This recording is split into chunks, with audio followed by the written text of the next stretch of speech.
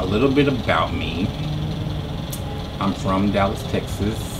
I was raised by my mother. Grew up with, it was just me, the oldest, and I have 2 sisters. So my mother has 2 girls and a boy. I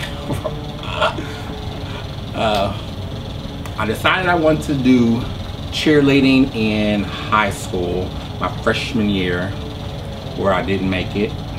So I moved to Lawton, Oklahoma with my father, who I really didn't know at the time, but I made cheerleader there. I was there for a year and a half, and then I came back home, back to Skyline High School, because I felt like I had something to prove, and I was actually a walk-on to varsity.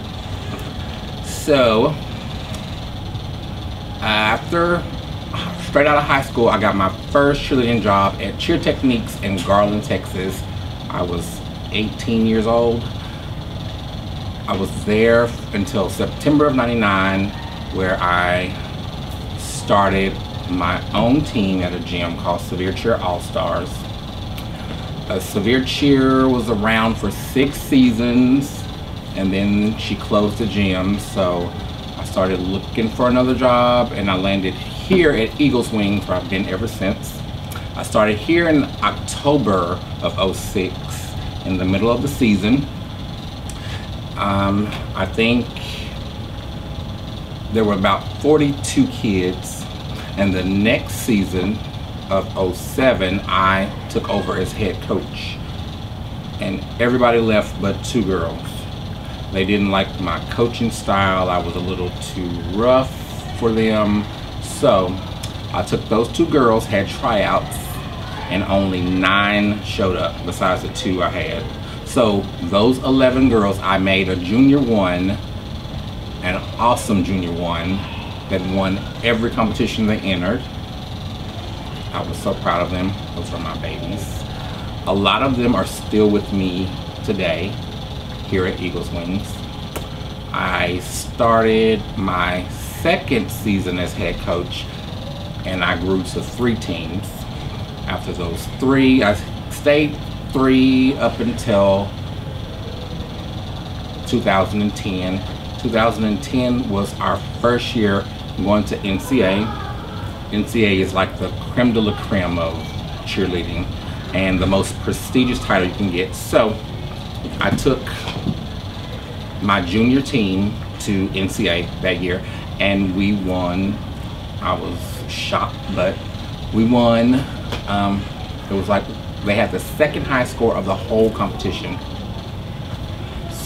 We were the junior. Only team that had a high score was a senior team, but that was my first NCAA title as a coach, which made me extremely proud. The very next year, I took 2 teams, a junior and a senior, and they both received 2nd, which was still good. 2012, I took 2 teams. One was 5th that year, I believe. The other one won the title of national champions. This season, I took 3 teams. One placed 5th, 9th, and my level 3 senior co-ed won 1st place.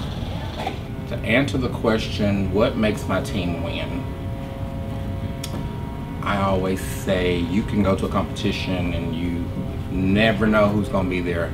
There can always be somebody there a little better than you, but you have to give 100%, and I try to instill that in my team all the time. You know, I never accept anything less than their personal best. That makes me angry when they don't try. I don't care how many teams, it could be 40 teams. If they give me their personal best, I don't care what the placement is. Usually when they do, and I know they do what we worked on, what we worked so hard on in the gym, it's usually top 3, if not the winner. Some kids I have, we're a small gym, so I usually take sometimes all the kids that come to tryouts, but Being a small gym, I get some good ones, some bad ones, a little in between, but it's my job to make them better. That's the joy I get out of it, taking a kid from one point and watching them grow and become this great athlete. I have some with discipline problems, and sometimes I have to be the disciplinarian.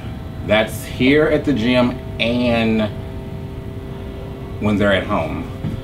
I have some mothers that call me telling me, oh, I don't want to give any name, but Mary Sue is talking back to me, and I didn't grow up like that, and I don't put up with that, and the kids here know not to talk to me that way like they talk to their parents. I think it's because they respect me because they have consequences. They know if they say something out of line to me or step out of a child's place, they get a consequence. And I think that's a problem with their home life, some of them anyway. Their parents try to be their friend. I'm their friend, but they know we have a line, and you don't step over that line. You stay in a child's place. I'm known to play with them all the time. I think you have to have that kind of relationship with them. You know, I'm more than just their coach. I go to basketball games, family dinners, movie outing. I go to hockey games with them. I mean, just they're a part of my extended family. I try to basically be there for them so they know they can come and talk to me about any and everything, and I think that's what makes my team unique and successful, because I'm not just their coach, I'm their friend, also a part of their life, because me being an adult, I have to make sure that I lead them in the right direction, because any adult in their life can be an influence, and I want to make sure I'm a positive influence on all my kids at the gym. Sometimes with difficult kids, I think that's one of the questions. How do I deal with difficult girls? Well, we have conditioning they do. If a kid gets out of line or says something, sometimes I learn to pick my battles. Sometimes it's a warning, sometimes it's conditioning, or if they're just flat out disrespectful or disturbing the whole class, I send them home. I'll send them out of the gym, go call your mom, practice is over for you for today. Sometimes I even have to do that with their parents. You get these cheer moms, and Texas is known for cheer moms, and my daughter is better than yours, and they never say it to me, but they talk amongst themselves. But if it gets to me, then they're out. My favorite pastime is baking. I absolutely love baking. It has to be an original recipe. I like to find recipes online and switch them up and make them my own. And I usually bake cakes and pies and things like that, and I'll bring it to the gym. I won't taste it.